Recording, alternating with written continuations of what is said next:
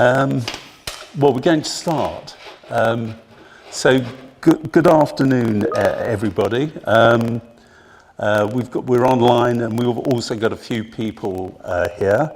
I was very pleased to be asked to do this by John Simpson, who's the head of the business school here, and also John Morton, who supervised me when I did my dissertation a couple of years ago and is the representative from the literature department. I think he's listening in, so welcome to John if you are indeed listening in.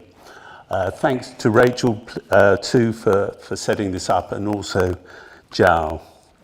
Now I'm going to talk for up to 30 minutes, maybe a little bit longer. And then we'll have Q&A at the end. But if during the course of it you don't understand anything I'm saying, or you've got something of particular interest that you want to, a point that you want to make, or even if it's not of particular interest and you want to make it, please just stick your hand up and we'll take account of that. Because the last thing I want to do is talk at you folk for the next 35 minutes without getting any feedback. And it's quite hard to gauge an audience reaction with people wearing masks, which of course we all are. So just stick your hand up and we'll take account of it. Also, I think for the people who are listening online, there is a function on the Microsoft Teams to table a question, which will be being tracked by Rachel at this end, so she can keep track of those and either raise them as we're going along or at the end for the Q&A. We also may be having one or two more join us here. If so, that will be good. So just going into what I'm going to talk about after the introductions. The reason John asked me to do this, I think, was I said, well, I thought that COVID was a time for entrepreneurial opportunities. Why is it a time? Well, there's change going on. That creates opportunities because existing businesses aren't always as good at adapting to change as a new business. And we'll come into some examples of that later on. But as with any entrepreneurial venture, it needs energy, and generally speaking, people of student age have more energy than the rest of us. It takes application, and it takes focus. I'm going to try and talk about what business opportunities are out there at the moment and why I think it's quite a good idea for people to start an entrepreneurial venture while they're still a student. Just background on me, I've given it a little bit to the people here, but for those who are listening online or didn't hear when I mentioned it at the outset, I actually did a master's degree here for a couple of years, which I finished about a year ago in English literature. But I was doing it part-time because I'm also co-founder and part-time chairman, non-executive chairman of a business named Rhokett, and you can buy our products if you wish. If you go to Sainsbury's, you'll see branded cheesecakes that look a bit like that. There's 2 in a pack actually, but we also sell to M&S and Waitrose, amongst others. And the business grew at an average of 30% per annum for 16 years, I think it was. Although in the last couple of years, the turnover's been fairly steady at 20 odd million. I think we employ about 170 odd people now. And I've founded or co-founded 6 other businesses in the last 20, 30 years. I acted as an advisor to events business where I was mentioning I had quite a big payday because I had a small equity interest in that. And prior to that, I worked for a US bank and I did an economics degree. So, you know, hopefully the benefit of you folks listening to me is that I can pass on some of that experience. Anybody got any questions at this point? No? Okay. Why desserts? Why did you set up a dessert business? Well, one of the things I've realised is I don't know necessarily very much about any particular product line. And one of the things I would say is in starting a business, it's always good to work with somebody who really knows about the business. In this case, I was asked to help by somebody who had a business in that sector before, which I knew about, and he was one of the, or he is one of the leading developers of desserts, probably in the UK. And so he's a chief executive. So he knew all about the product. He knew about setting up a factory. And I had experience of finance and other successful growth businesses. The ones I set up on my own tended to rely on an area which I did know more about, which was finance, because of my time as a banker. So my first business was advising people on raising money and buying and selling businesses.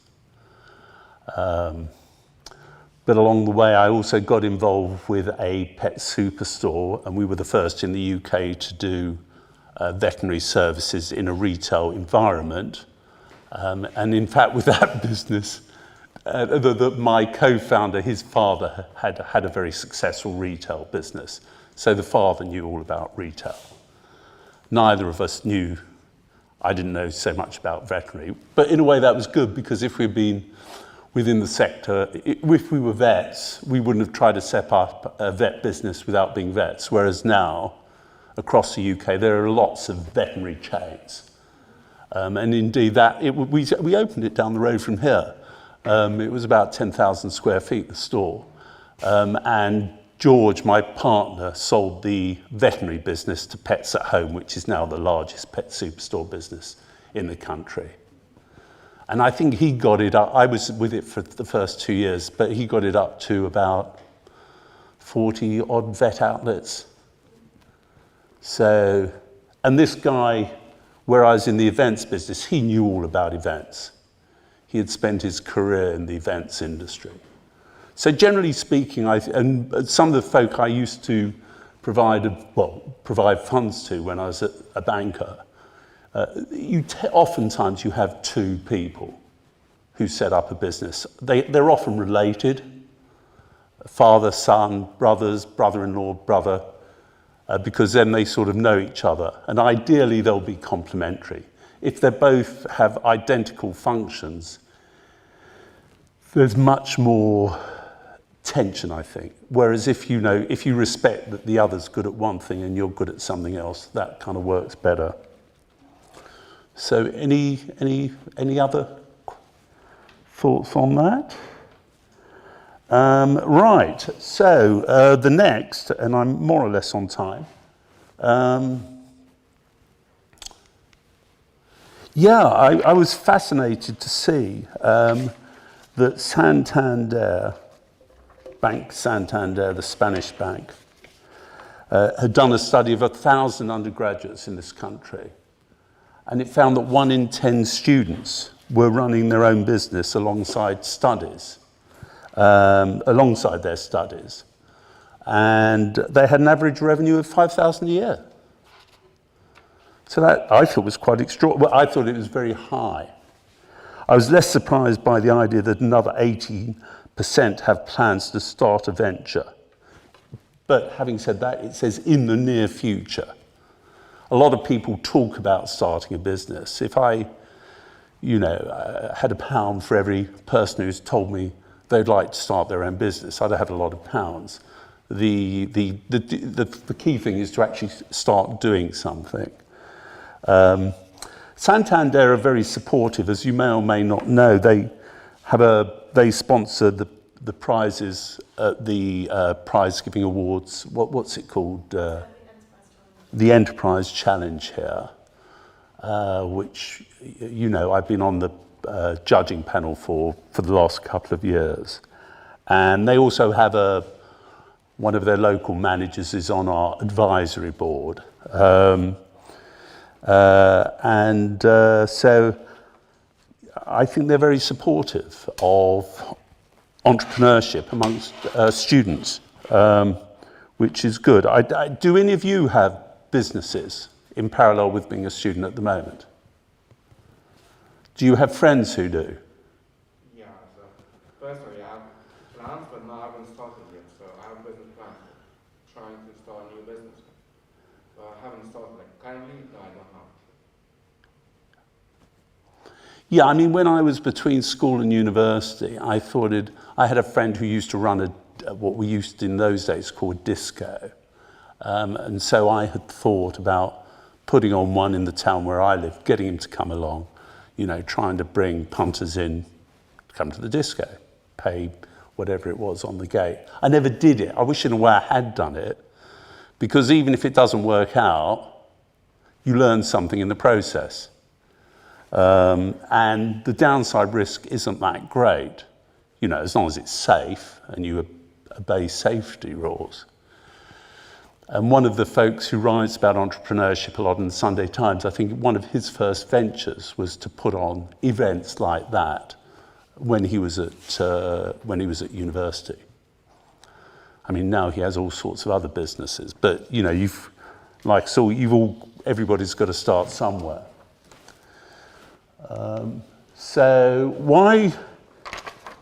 I then jotted down a few ideas. Why start a business as a student? Well, I think one of the things that's terribly important as a student, I think, is time management. Now, when I did my first degree, I never worked more than 40 hours a week on my academic studies. And we only were at university for half the year. And for quite a few weeks, I didn't work 40 hours. So given that there's 168 hours in a week, and I got a perfectly respectable degree from a very good university, and you need 56 hours for sleep, a maximum of 40 hours a week to work on your studies, that leaves you with 70 hours a week. So you've got plenty of time. I mean, you can exercise for some time, you can socialize for some time, although that can be a bit more limited at the moment. But you've also got time to do other stuff, I think. I've got a question, Peter. Yeah. A question online from John Morton. So he said that quite a lot of his English literature students have got businesses where they're selling things on Etsy, but his question is, how many hours do you think a student should spend on a business while they're studying? How much time do you think they should dedicate to it? I think it depends, doesn't it? It depends if it dovetails in with their potential career. I mean, if you're looking to make a career of what you're doing as a business, then I think there's more of a rationale to spend longer on it than you might. It also depends how many hours you need to spend on your course. I think if you're a medical student, my older daughter is a doctor, and her contact time at the university and studying, she worked much more than I did studying economics. So I think it depends. Really think it depends.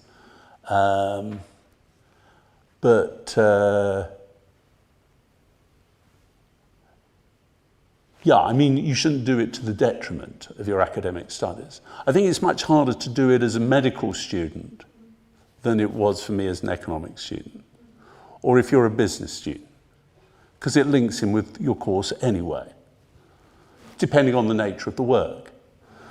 But I also know that, when I did the masters here, I did about 600, I did it over 2 years, it was a 1-year course, I did about 600 hours a year, so I did about 1,200 hours. So, you know, again, there's 8,700 hours in a year. You know, there's you need a lot of it for sleeping, but there's still a lot of spare time if you use your time efficiently and effectively. And also, you've got to think that, you know, if, as a number of the students did, you spend your working time working in body shop or in boots and you get paid £6-7 an hour, might it not, it is probably more flexible and it may be more lucrative to have your own sort of business. I mean, there will be time that you need to spend up front getting ready for it, to be sure. But in fact, the person I spoke about, the one who writes about business, who's a big entrepreneur, he's become a very wealthy man, although he's had some failures, like most people. I think he was a medical student when he was putting on the discos. So hopefully that answers John. So point one is you may well have available time. And if you don't in the term, you will in the holidays. Even medical students have holidays. But I know they also study very, very hard. It may complement the studies.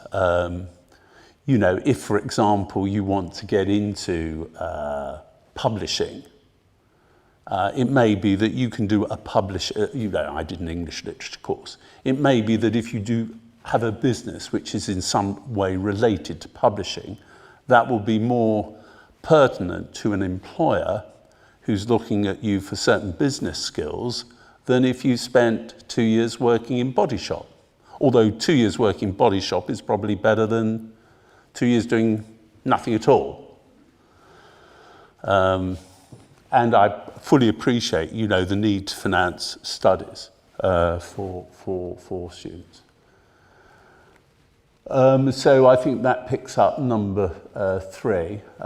It may be more lucrative than student jobs and it provides a learning curve for future opportunities. I think a key thing is flexibility. You know, the fellow who won the prize in the entrepreneurship last year, in fact, he won the second prize, didn't he?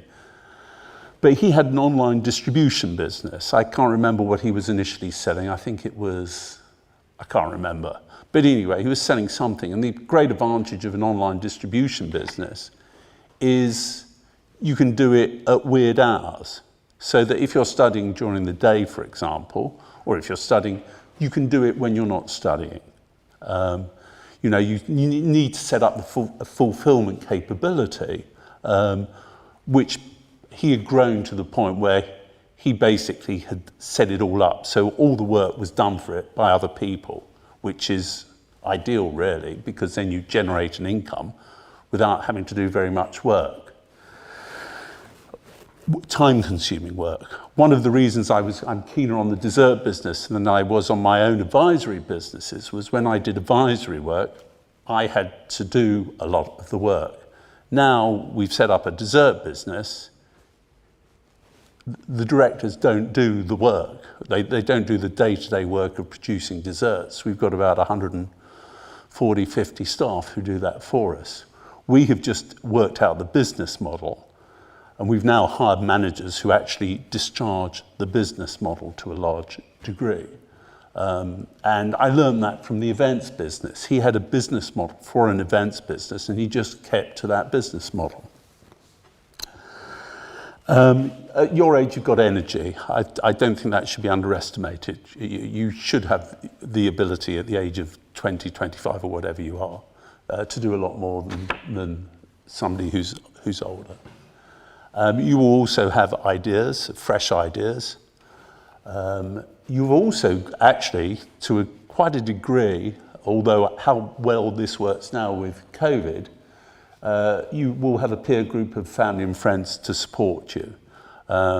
If you ever meet your do you meet your fellow students now? You must meet your fellow students when you come in for seminars and whatnot.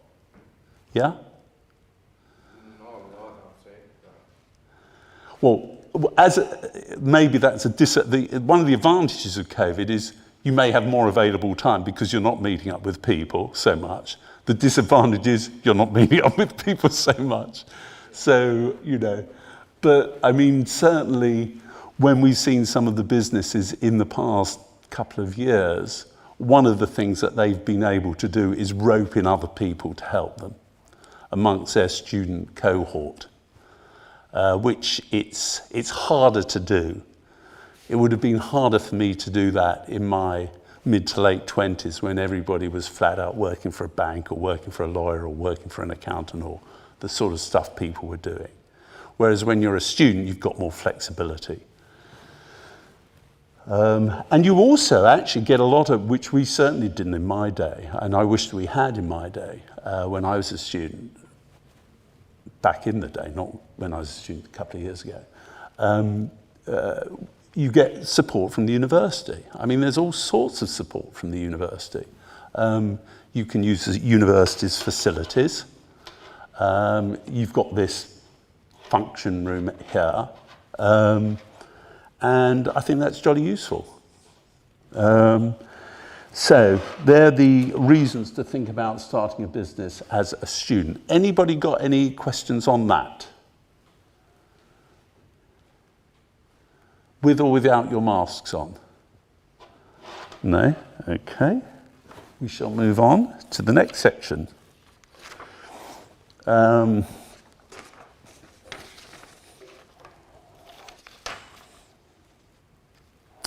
Yeah, why start a business in COVID? Which perhaps should have got to sooner because that's the title of the seminar.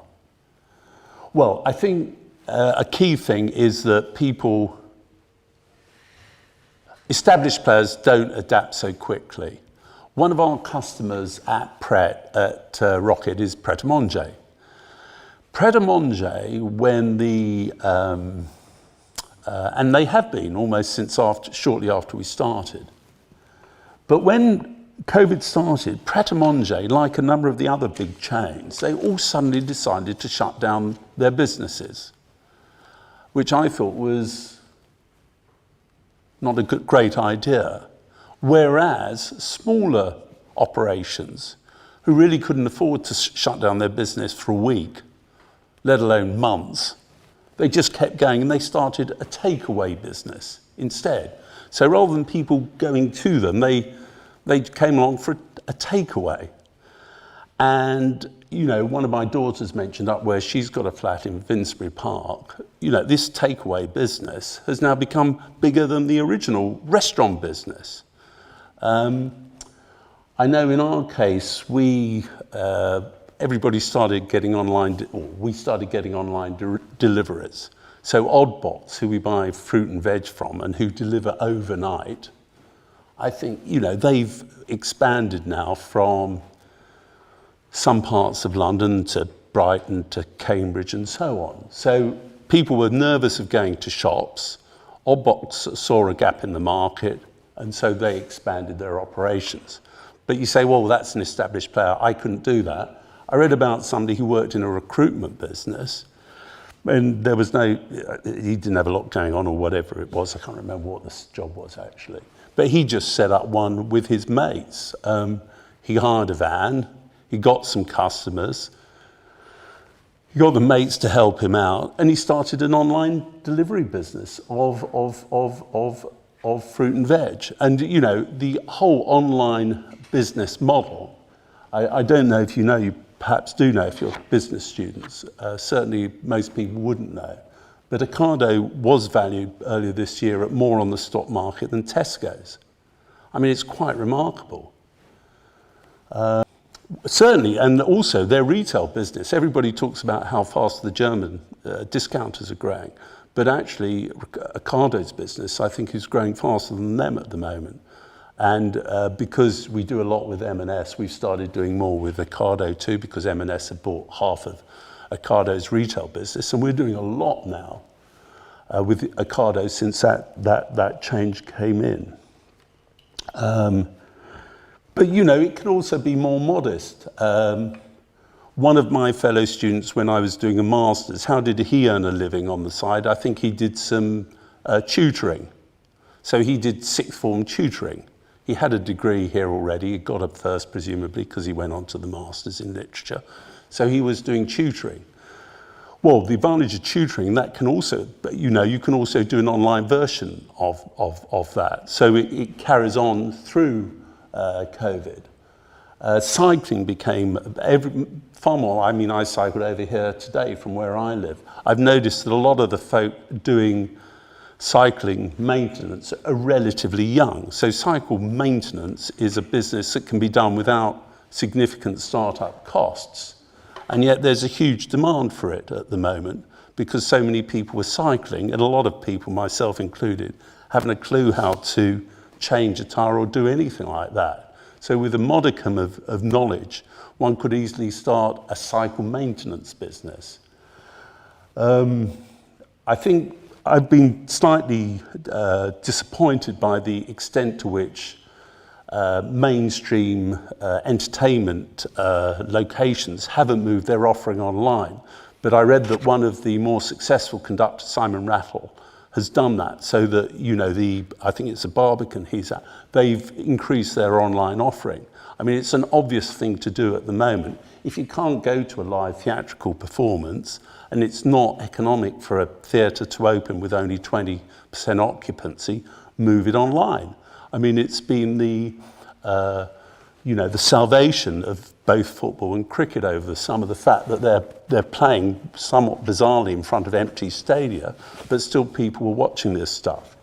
As far as you folk are concerned, I mean, Joe mentions that some of his friends have side businesses, and I think, if you do filming, that's relevant to this. Website development is relevant to this. I got my website done for my corporate finance business by a student who did it for £1,000 or something, and he did it perfectly well. So I think that's a relatively straightforward thing for students to get into. Filming of performances, tuition on different platforms. Perhaps less relevant to you folks, but certainly it's noteworthy, is that, there have been big winners through the COVID era of the last 6-12 months. I mean, we all know those big 5 tech businesses or 6 tech businesses in the States have done fantastically well. Big Pharma has done well. FinTech, the digital bank offerings have done better than the banks. I'm a small shareholder in HSBC. I think its shares have halved over the last 6 months. I don't think that's happened to the FinTech offerings. Travel and tourism has suffered, but I actually think when I was down in the southwest recently, I mean, they were heaving and adhering to COVID guidelines. So, they had 100% occupancy over a couple of months. So whilst, people organising international travel won't be doing very well, I think there's a lot of scope for domestic. And what sort of things could you folks be doing? You could be, people might want to come to Greenwich and be shown around. You could organise student tours or something. I think middle-aged people often quite like meeting younger people. So maybe you organise a tour for them. And you have no upfront cost. You add value through your personality and knowledge. And I think people would pay for that. I think there's quite a lot of stuff to be done, notwithstanding the inherent difficulties in COVID. And I think one doesn't always grasp it, but actually the economy has now recovered to quite a degree from the initial drop. At Rhokett, in our year to the end of September, we had a huge drop in April turnover, but in the rest of the year, we were actually the same as the year before, and we were more profitable because we rationalised the number of lines. And I think that comment applies to a lot of people. So I think sometimes the media gets too kind of gloomy and focusing on the bad news rather than the good news. The good news is, one media said, the economy only grew 2% in August. Well, to my way of thinking, that's not bad news, that's good news that it did grow 2% in August, having grown 7%, I think it was, in July and 7% in June. So, it's recovered 14% of the fall that preceded it. So, sorry, any questions on any of that? Yes, Miss. Hi. I was, you talk very excited about kind of all of this stuff. Maybe I should start a business, but I was Well, you should, wondering, but discharging your duties here too. that if you're inspired and you have a really good idea, like how much do you need to do, like in terms of a business plan? Like, if you haven't got any, if you can't even do like a spreadsheet, can you just kind of start your business without much planning, just with intuition, or do you really need to, get in there with the research and all that kind of stuff? I think I've met some very successful entrepreneurs who have never written business plans because they just have it in their head.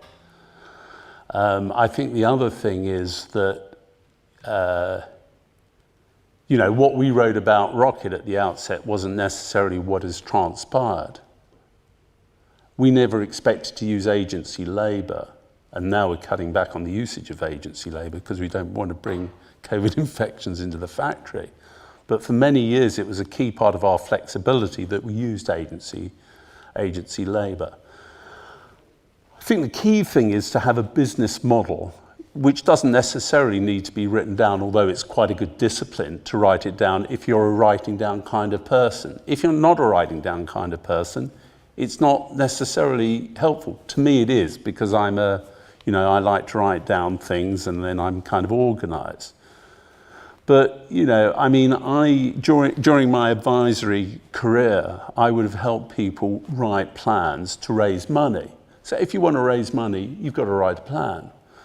But one of the key things, if you can, is not to need to raise external money, to have that business I talked about, which had a 60 million valuation after 6 years, he never raised external money. The customers paid in advance to come to the trade shows. So you get the customers to fund the business rather than raising money from a third party, which means that you don't dilute your ownership either. I think the answer is, Lynette, that it's no bad thing to write down a plan, but I think it was interesting. I said to Rachel, I was a judge for here, and I was a judge for the plans done by some folks from Cambridge. And they were more very structured and very disciplined and had more staff. But some of the folk from here just got on and started doing something. So I think you've got to distinguish between, a business is about doing something. It's about generating cash. It's not about writing about it. But, we've got a very clear-cut business model at Rhokett. We look to spend so much on direct labour, so much on materials, so much on transport. We look to make a certain level of gross margin. We look to spend a certain amount on overheads. We look to end up making about 10% on turnover. That's our business model. But, within that, there's a lot of other stuff that goes on. But to be sure, if we're borrowing money for a new factory, because over the years, we've invested 7 million in factories, we've had to provide some projections to a bank. But they understand the business model. But when in the past I've helped people raise equity, I'm not allowed to move from here, the mics don't work. When in the past I've helped people raise equity capital or debt capital, of course we've had to write down plans.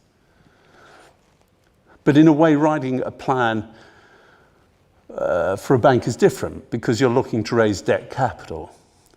And a bank is interested in, have you got a credible proposition to service my loan? And if you haven't, do I have any fallback security? An equity player is looking at, what will my shares be worth in the future? For yourself, you're just trying to work out if you've got a viable business which you can run.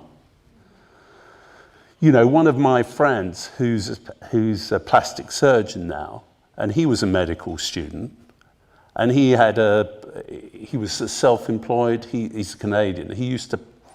But he did his medical degree here. He just used to paint people's houses. I mean, he was a self-employed painter. I mean, it's not, it wasn't a growth business, but it was quite lucrative. And, he's able to do it because he's young and fit and energetic.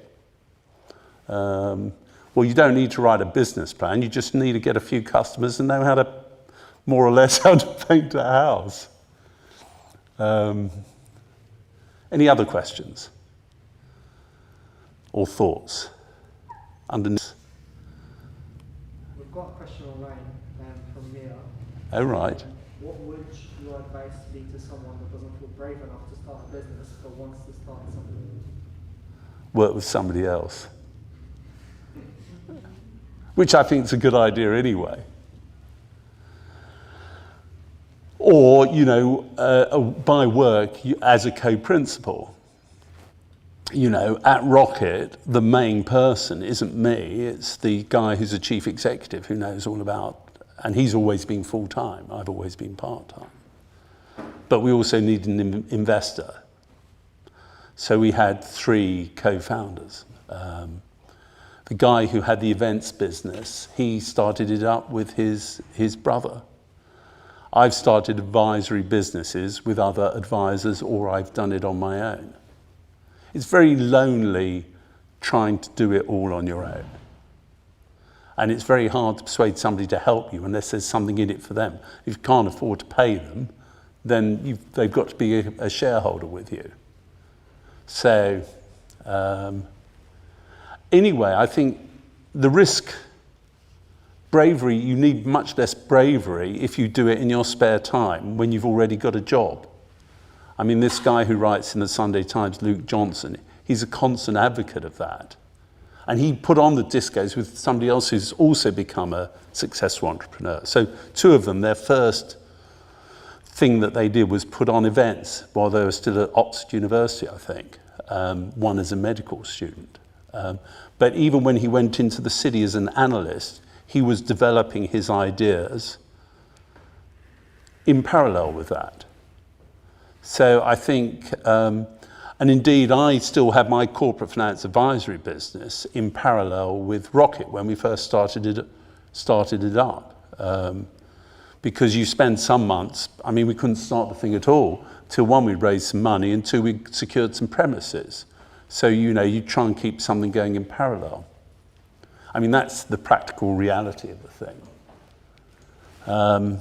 Any thoughts on that, or any more questions? Right, I shall finish. I think there's one more. Yeah, so I think I've alluded to this somewhat already. But what businesses can students start? Well, I think, other things being equal, you've got a lot of energy, you've got a certain amount of time, hopefully you've got some ideas, and you've got a lot of folk that you know around you. Less so at the moment. But you haven't got much money, so, if any. So you want to do something with a minimum capital requirement. So hence, the idea of putting on a disco, the idea of painting people's houses, the idea of doing online services, all of these have a very limited cash outlay, or they just involve your using a computer, which you've probably had to buy anyway, to do your studies.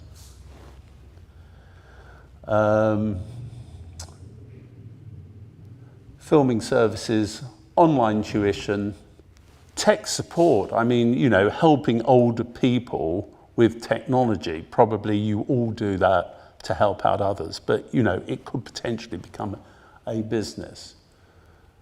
My daughters, having said that, have never helped me with technology at all. So I don't, Cleaning services. I remember one business when I did a business growth and development program at Cranfield, and one of the people, I was judged there too, one of the people there, she had a cleaning business. Actually, two people had a cleaning business. And one of them, he just went around fancy part of London. I think he just dropped leaflets in Belgravia. He thought, well, if I'm going to clean, I might as well clean. And it was a he, not a she. I might as well clean for people who've got a lot of money so I can charge them relatively high prices. And that's something else I'd always say to early stage businesses. Be careful not to undersell your services. In other words, to charge too low a price. You need to get the business, but you don't want to give it away to get the business. So he managed to set up a cleaning business for rich households in Belgravia. And of course, he then didn't do the work. He got other people to do the work for him. Recruitment, I think I think recruitment's a tough sector though. Fitness training, obviously, that's all de rigueur at the moment. I mean, young people, other things being equal, are better at, as trainers than older people. Any form of delivery business, cycle maintenance, organising trips, food services, I've talked about takeaway food services. I mean, a number of people in the food sector, which I know a bit about, have got going on the back of just making meals at home, or they know about a certain type of food. They're very good. We're very good at desserts, but some people, maybe it's an ethnic food or something that they know about. They've started doing it from home. And also putting on social events. And the other point I guess I would make is, the advantage of doing all of this is hopefully, and certainly for myself, I have enjoyed, actually I didn't mind being a banker either. But, I didn't particularly like taking instructions. And as a young bank, you don't tend to have to take instructions, whereas working for yourself, there's much less of that, although you've always, the customer's king. So it can be fun, and certainly, getting that pet superstore off the ground was fun, and the desserts has been fun in many ways, and the events business was great fun. The advisory business was kind of varied. And I was in a contracting business, which wasn't fun at all.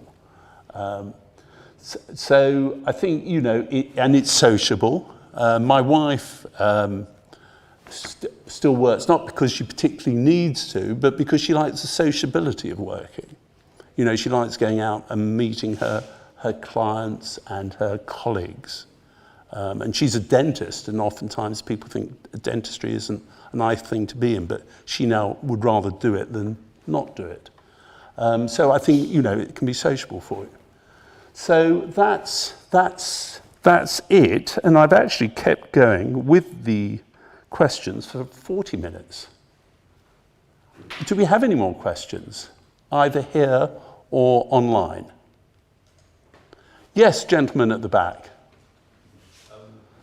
So what worries me the most about opening a business is like the capital requirement. So what are like other alternatives to gaining capital if I was to open a business? Well, as I say, if you can, try and find a business where you don't have a capital requirement, or go into it with a low capital requirement variation on it. So, to illustrate, say you were,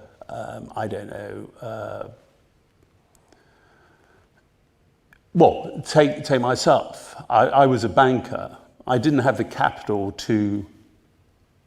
when I was setting up my own business, I didn't have the capital to provide the money myself, either as a lender or an investor. So I had to advise on it. So what I did was tee up one or two of the clients who I knew well while I was at my employer, which I think I let my employer know about, but they were aware of that. So, rather than, I used my expertise rather than something that involved too much capital. I'm not a great admirer of him, and he's a bit long in the tooth now, Branson, but he set up an airline which is relatively capital intensive without much capital. He leased the aircraft in. People pay in advance to go on the flight. So you minimize the actual cash requirement of the business. I mean, in our dessert business, we did need upfront capital. But we were starting that business not at your age. We were starting that business when we were longer in the tooth. And we both had a track record, and therefore it was easier to raise external capital. And we raised equity, and they got 40% of the shares because they put in all the risk money. And we also borrowed from a bank without giving personal guarantees, which I've always sought to avoid giving, because I don't like the idea of giving personal guarantees. But you know, that required negotiation and knowledge and skill. Otherwise, we could have had the investor have all the shares and the bank taking personal guarantees off us, in which case we're completely exposed on the capital with no upside. So, you know, the deal that you strike is also important. And you only gain knowledge of that through experience, really. And, you know, that's an area which I do know about. But, you know, if you... What sort of business are you thinking of? Or maybe you don't want to share that in open forum. Well, I'm like studying a bit of like web design. And I mean, my brother's got some ideas, but it kind of just all falls back on like where we would get the capital. And like, I know bank loans are like a viable option, but I mean, yeah, you just told me it's just finding other alternatives, finding ways to not need as much money. Yeah. And also to build up your expertise so that when you do need more money, people will provide it to you. I mean, the guy I keep talking about who writes in the Sunday Times about entrepreneurship, you know, he's now worth a great deal of money. But, you know, in the early days when he was putting on that disco at Oxford, he probably didn't have any money. So, as I say, the guy who put on the events business, he had had some ups and downs in his career. He didn't have much spare money. And I think he got his brother in, and that helped pay some of the staff for a few months. But, you know, they didn't put in serious capital, and yet within 6 years they had a business turning over 30 million, making 6 million profit, having 20 million cash in the bank. So it's not... I think, you know, try and work out a business model that doesn't require too much upfront capital. Because the other trouble with capital is you can spend more time dealing with capital providers than getting on with the blooming business. Now, that's not to say some people don't make a virtue out of it. I mean, Ocado is quite remarkable for the value that it's got, bearing in mind what it's actually achieved thus far. You know, its turnover's not that big, its profits are negligible. And yet it's been able to raise equity at very fancy valuations for the business. And that comment could be applied to other tech businesses. You know, some people's business almost seems to be raising money at outrageously beneficial terms for themselves. So if you like, the equity investors are greatly taken advantage of. But I don't think that's a feasible scenario for you folk. But, you know, some people do very well out of that. And in a way, over the years, you know, with Rhokett, I didn't put in any significant capital, but at the outset, I had 15% of the shares. So in a way, I've sought to do a bit of that myself, I suppose. You know, minimise your downside and maximise your upside. But, you know, and get a track record to raise capital. Any other thoughts, questions? Nothing's come through online, but actually I've got a question for the audience. It's for you as well, Peter. The audience. Yeah, do you feel like with COVID and the impact on the economy, has it made you more likely or less likely to scale your own business? More likely, hands in the air. Who said more likely? More likely. Less likely? It's more likely, but more challenging. Like, For example, I have a business idea, but I need someone like from computer science department to develop an application for me. And as you said, like this is a low cost business actually, because I don't have to raise lots of money to start this business. It's actually the main idea, which I can do it and run it, but I need a partner and peer groups. So this COVID thing has made it difficult for me because compared to other years in university, you could easily meet other people in the event or even in the campus. So you could easily get up here, yeah? But this year, because of the COVID, it's much difficult. But I can see that the demand for my idea will be much higher. Okay. Yeah, because of the COVID. So.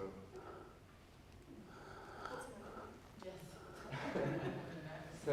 What did you say, Rachel? I just asked what his idea was. Oh, right. So. No, I think the other point I would make is if you've got a great idea and it just needs a little bit of money, I mean, there are pots of money floating around. I mean, I mentioned the Santander, they're giving up little prizes, but you know, on our board we hear from various local agencies who are interested in putting little pots of money into things. And you know, it may well be that family or friends or people you come across might be interested if it's a really compelling proposition. But you've got to be aware of you know, if you take money from anybody else, there's normally a quid pro quo. So, you know, they might want 20% of the shares or 30% of the shares or 40% of the shares. And, you know, sometimes that can lead to subsequent tensions because, you know, I mean, certainly with our investor, he put in all the money as a loan, and since then we've paid it all back and we've paid him all the interest, and he's had all the he's had dividends too, and he still owns almost half the business. But all he did was put in that initial capital. But actually, we got quite a favourable deal at the outset for that capital because we didn't put in anything, and he put in a few $100,000. So the fact that he might now make several million from his few $100,000 is actually perfectly fair. But oftentimes the initial entrepreneur then resents the fact that he's got to share the upside with somebody else who's put up the capital. The advantage of a bank is they don't normally take equity, but they may want you to provide a personal guarantee backed up by property, which you probably wouldn't have anywhere at the moment. So, you know, that's, or you then have to involve other people, and they may not want to provide guarantees. So I think if you can stand on your own 2 feet and work out a deal that you know, plays to your advantages rather than a deal that does not, i.e. loads of capital. Because oftentimes people who put in loads of capital, the fellow I started a pet superstore with, he had loads of capital because the family was very, very wealthy.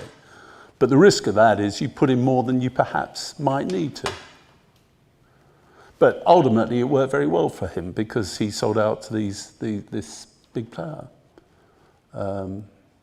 So what was the vote on COVID versus non-COVID for starting now versus not starting? Well, I think it divided the room. And nobody online has voted. Sorry? Nobody online voted. Okay. Okay, well, I think, unless there's any more questions from here or online, I'm going to wrap up, Rachel. Sure. Because I think I've probably said all I planned to. So thank you very much for your attention. And thanks very much, Peter. Thank you. Thank you.